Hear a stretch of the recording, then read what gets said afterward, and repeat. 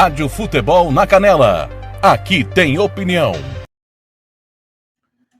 Fala, meu povo! Bem-vindo ao canal da Rádio Futebol na Canela no YouTube. Tô aqui para falar dos classificados para as quartas de final do Mundial de Clubes e do trabalho dos treinadores, que muita gente ainda acha que é secundário. Não, ele é primordial para sucessos e fracassos. Antes, porém, peço para você se inscrever no nosso canal, desce o dedo no like, ative o sininho das notificações. Toda vez que tiver novo conteúdo, você vai ficar sabendo. Palmeiras e Chelsea, Fluminense e Al Hilal, PSG e Bayern de Munique, Real Madrid e Borussia Dortmund. As quartas de finais do Mundial de Clubes. De um lado, europeu, já está garantido, né? Como a gente esperava, já temos um europeu na final. Não vai acontecer o que todo mundo queria, né? Não tem como acontecer o que todo mundo estava torcendo contra, né? No Brasil tem muito isso, né? Esse pachequismo, esse ufanismo, um bairrismo, né? De torcer contra os europeus. Não sei por qual motivo, qual é a mágoa dos brasileiros com os europeus, mas não tem como. Eles vão chegar de novo, né? A obrigação deles vai ser cumprida. Vamos saber se vai ser cumprida dos dois lados ou se nós vamos ter alguma zebra sul-americana na final da competição. Zebra que, para mim, a maior delas foi o Fluminense eliminar a Internacional. E essa zebra aconteceu pelo excepcional modo como o Renato Gaúcho, a quem eu tanto critico, porque para mim é um treinador limitadíssimo, mas contra a Internacional, ele armou um esquema que foi quase perfeito. Só não foi perfeito porque a gente já até falou no vídeo anterior, o futebol sul-americano, o futebol brasileiro está tão atrasado em várias coisas que a parte física pesou e muito contra o Fluminense. E as grandes oportunidades que a Internacional teve foi devido ao Fluminense, que pregou fisicamente no segundo tempo, se dedicou demais, obviamente, e aí no segundo tempo acabou cansando. Renato montou um esquema com 3 zagueiros que, quando eu vi a escalação, até assustei. E falei no grupo da rádio, falei, para mim ele errou, porque ele vai querer liberar os alas e vai tomar nas costas.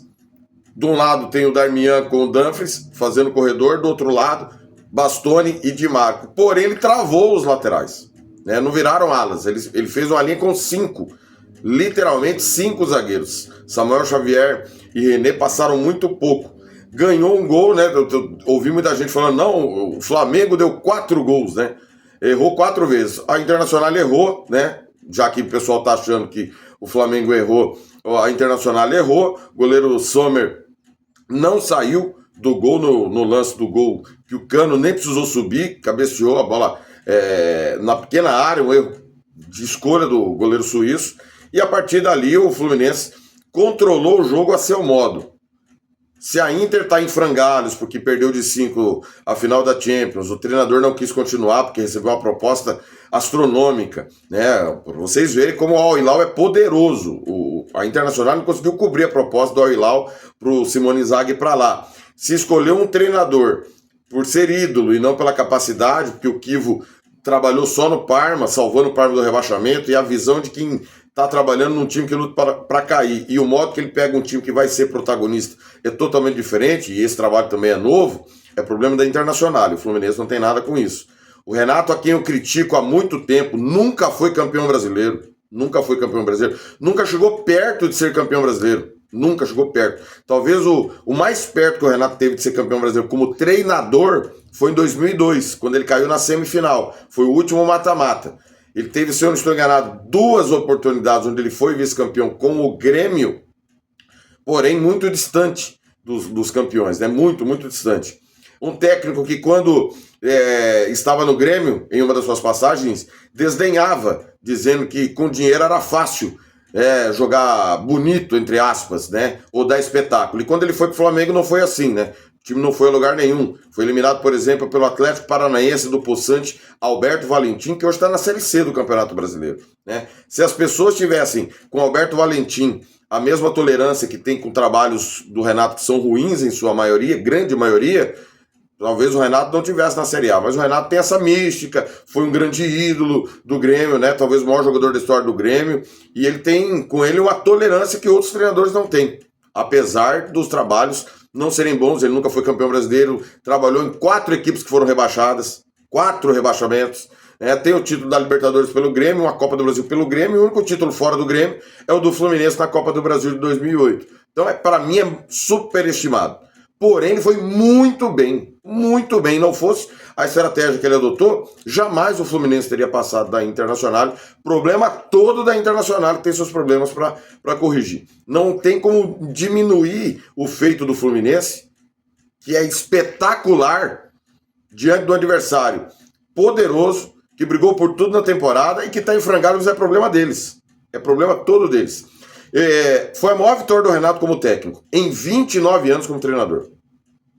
É surpreendente, porque eu não esperava, e tem muita gente que não esperava, que o Renato tirasse coelhos da cartola, como ele tirou contra a Internacional. O que pode não significar nada, porque na sequência você vai pegar o Al Hilal, e se o Renato não tiver uma preparação adequada, uma comissão técnica que o ajude, o técnico do outro lado é o vice-campeão europeu.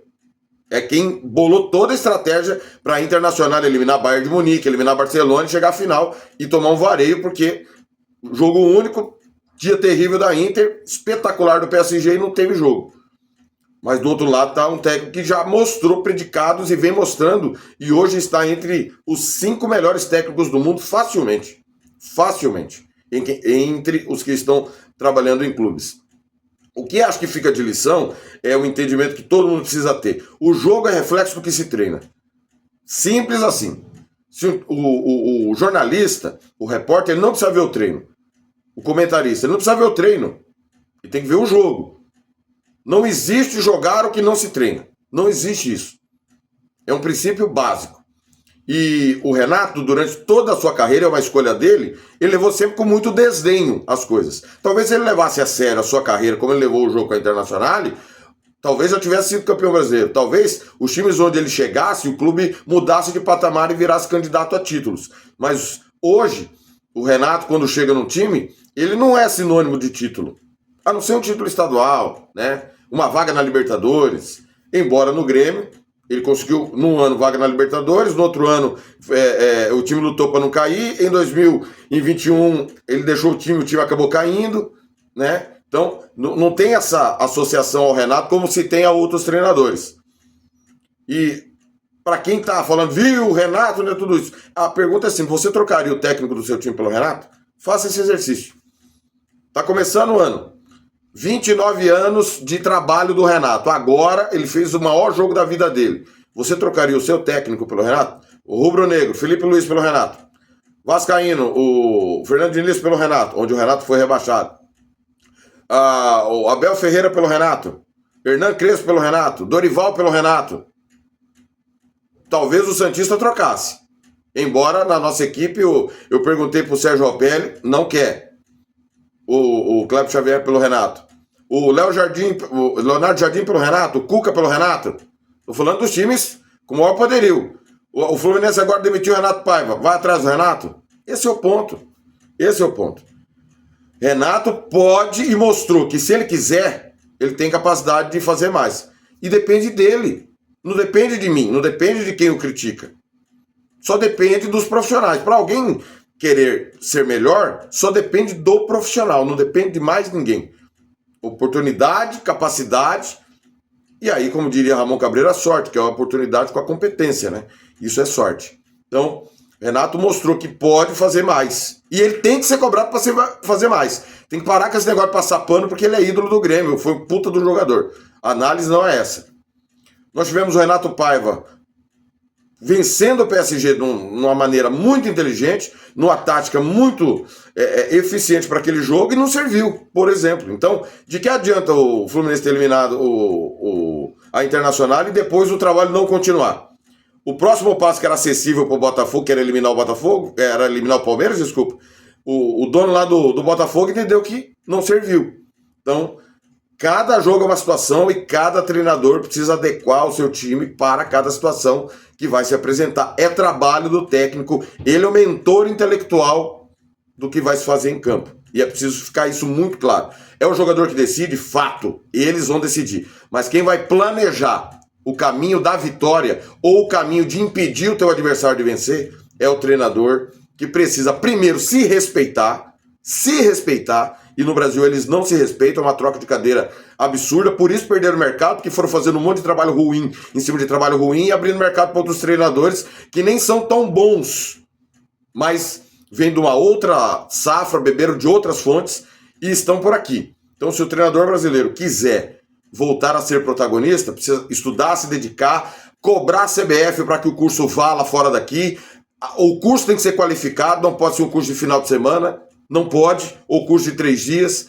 O investimento é muito alto, tem um monte de profissional que não tem condição de trabalhar, então eles precisam se unir para melhorar o trabalho deles. Se eles não fizerem isso, nós vamos continuar vendo um monte de treinador vindo para cá, uns com mais potencial que outros, mas não tenha dúvida alguma, se esses treinadores, principalmente os europeus, fossem tão bons, eles não estariam aqui, porque ninguém vê o futebol brasileiro, ninguém se importa com o futebol sul-americano. O Abel Ferreira ganhou tudo pelo Palmeiras e o Bayern de Munique foi atrás do técnico rebaixado pelo Burnley, que é o Vincent Kompany. Então, ninguém olha para cá. Nós precisamos romper essa barreira. Thiago Nunes deu uma entrevista no podcast e está tentando. Trabalhou no Peru, trabalhou no Chile, agora está na LDU de Quito, do Equador. Dizendo que o treinador brasileiro tem que primeiro conquistar a América do Sul para depois ele querer entrar em outros mercados. E isso é uma pura verdade. Então, que os treinadores se qualifiquem se eles quiserem tomar as rédeas novamente e serem protagonistas no futebol brasileiro, embora eles não estão sendo nos últimos anos. Curta, compartilhe, se inscreva no canal. Aqui tem opinião. Rádio Futebol na Canela. Aqui tem opinião.